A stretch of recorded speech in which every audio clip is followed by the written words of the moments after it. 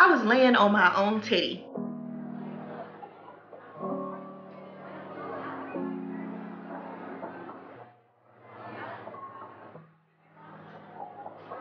Hey guys, welcome to another video. The reason why I decided to do this video was because when I was first deciding to get cosmetic surgery, I watched a lot of videos on YouTube about like what to expect because I was terrified, and there were a lot of girls on there talking about their own experiences and showing their scars. I'm not gonna show you guys my scars because we still getting to know each other, so hopefully this video will be helpful to anyone looking into getting cosmetic surgery. Hopefully it'll help to like kind of ease your fear. If you guys have any questions outside of like what I'm going to cover in this video, please don't hesitate, just leave me a comment and I will respond to you. Before we go any further, please take a moment to subscribe to my channel and like this video. I would appreciate it so much. Now let's get into it. So I got a breast reduction September of 2020. My whole decision to get a breast reduction was because I had some big old titties. And they were big and they were problematic. I was a size K. I believe I was a K. That's pretty big. Like my bra, the cup size, they look like cereal bowls. That's how big they were. I was not comfortable in my own skin at the time. I was the heaviest I had ever been in my life. I was just hot and heavy, and not in that way that I like.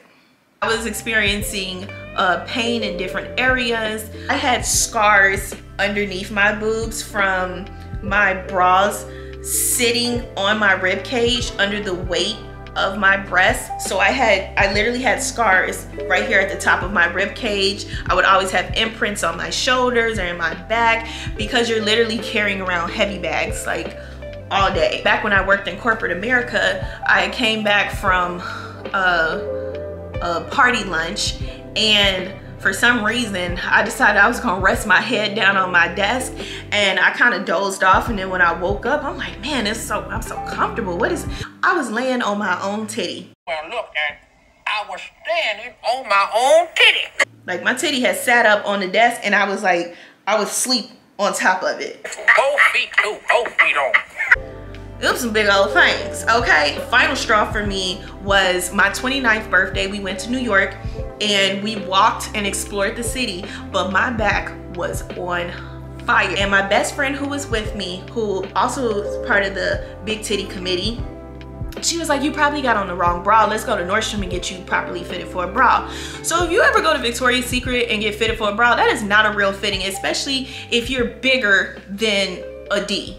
It's not a real fitting. You need to go to like a Macy's or a Nordstrom or whatever, a department store, and get a real fitting. If you got an old lady doing your fitting, she know what she talking about. So we go to Nordstrom, we go into the lingerie section. It was an older black lady in there that helped me. So she take me to the fitting room. I undress, she measures me, and she said, okay, I'll be back with some options. She comes back in with a couple of bras. I'm thinking like, okay, I'm just gonna try these bras on. No. She tells me to turn around, face the wall, put my hands on the wall and lean forward. What kind of fitting is this? She know what she's talking about. So I turn around, face the wall, lean forward, and she reaches underneath me, straps the bra underneath my boobs and pulls it tight and snaps it. I literally felt like I was in a harness. That was it for me. Not only that, the bras are like $80 a piece, but they were the best bras I ever had, and my back didn't hurt anymore, but I was over it. So I decided to start the process and go have some consultations to see like what would this surgery entail.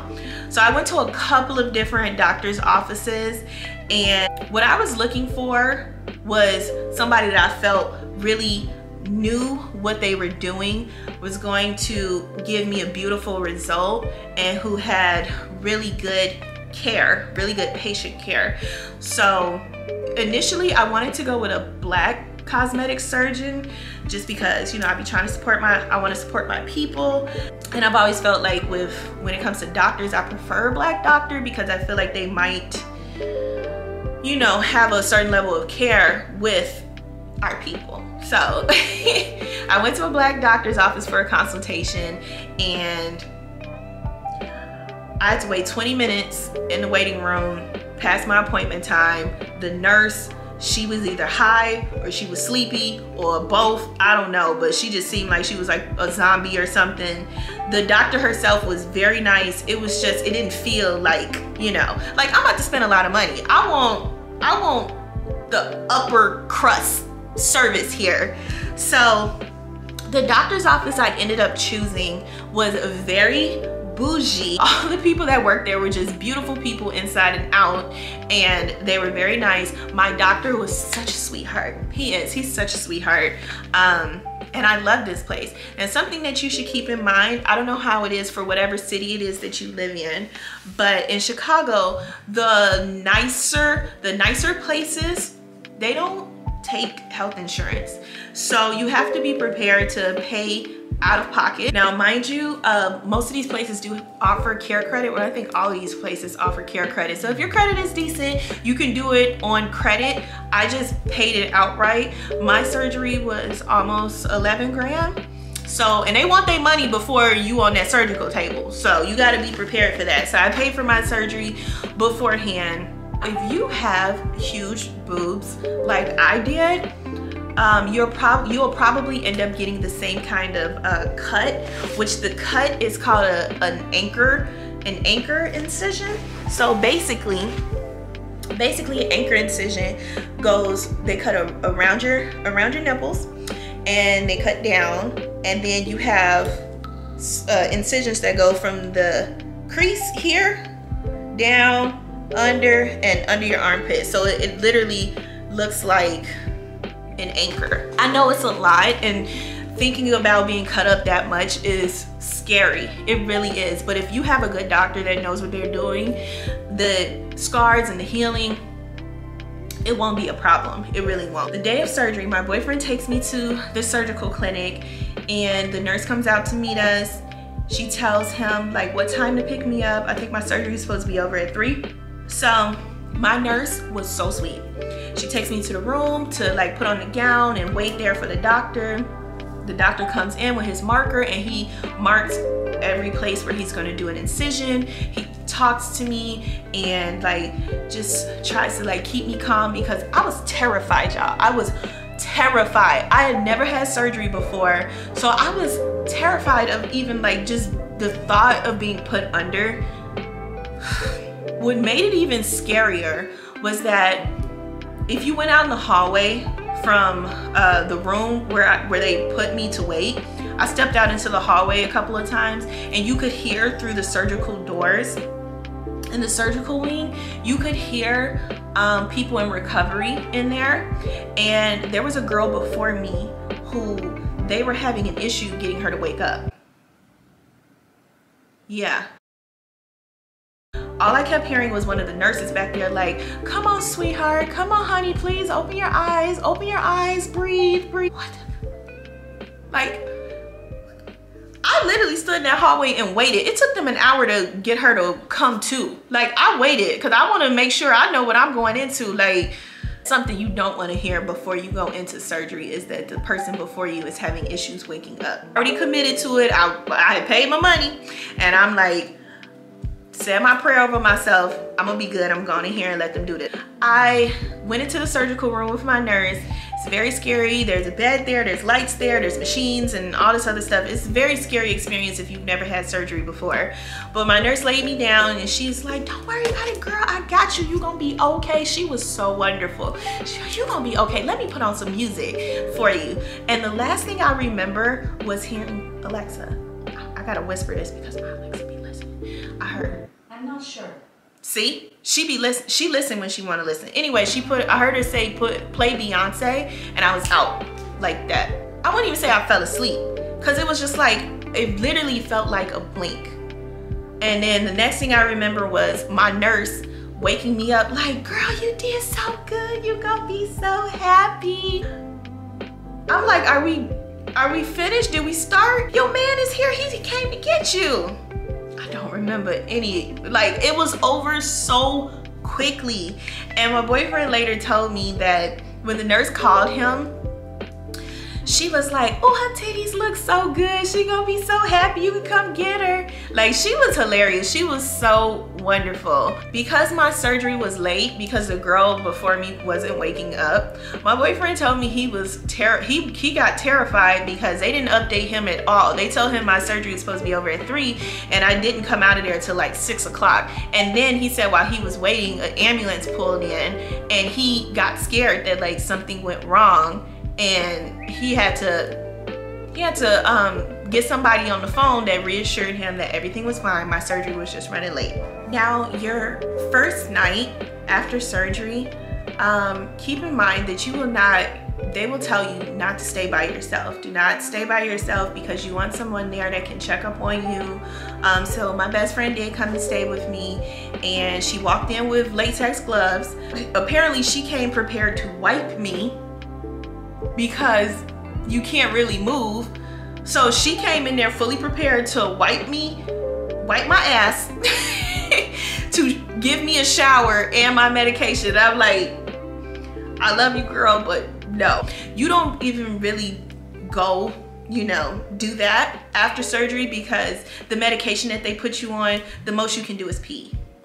So I didn't have to worry about that. But even with going to pee, you still gonna need some assistance, and luckily my boyfriend was there to do that part. But my best friend, she was so wonderful. She came and spent the night. She woke me up several times to give me my medication. My wonderful doctor gave me Percocet, so I was pretty high the first 2 days after surgery. Now some people said they experienced like pain and soreness and all of that after surgery. I couldn't feel anything for days. Whatever he injected me with, the numbing medication, I couldn't feel anything. I had absolutely no pain. Now you are gonna be like tight like this because you're stitched like all underneath. You're literally, you're like Bride of Frankenstein. You got Frankenstein titties. Like, you can't do too much movement. You don't wanna pop a stitch. So I mostly like laid up, propped up on my couch and just watch TV and relax. After about maybe 4 or 5 days, I was up driving again, moving around again, even though that was probably too much, but I was in the middle of a construction project. I could not sit still. I had things to take care of. You are gonna have like, you know, gauze and padding and all of that because you're going to be draining, leaking. Like, don't let that terrify you because you're gonna see blood, but it's all just fluid that is supposed to flush out after surgery. I didn't have drainage tubes. My doctor didn't do any of that. You have to wear sports bras that zip up in the front because that's what they put you in after surgery anyway, and they don't want you to be like lifting and stretching and putting anything over your head. Nothing with an underwire like a regular bra, just sports bras that zip up in the front, and that's what I wore for months. So after surgery, there is like a 3-day follow-up appointment, a 1 week, a 2 week, a 1 month, 3 month, a 6 month, and a 1 year. And you can, in between them, you can go back as many times as you need to see the doctor. They just change out your paddings, they clip some of the stitches that are coming out, and they just want to know if you are okay. Surgery was back in 2020, and I literally just went back to my doctor last month to get my scars corrected in the middle because they kind of keloid up, and because I didn't take care of my scars the way I should have after surgery so that things like that wouldn't happen. But he happily corrected the scars for me and restitched me up in the middle. It was like instantly when I got up and started moving around and seeing people after my surgery who did not know that I had surgery, everyone was asking me, did you lose weight? Did you lose weight? Oh, you look good. Did you lose weight? I did lose weight. I lost 5 pounds, 6 pounds worth of titty meat. I was instantly smaller.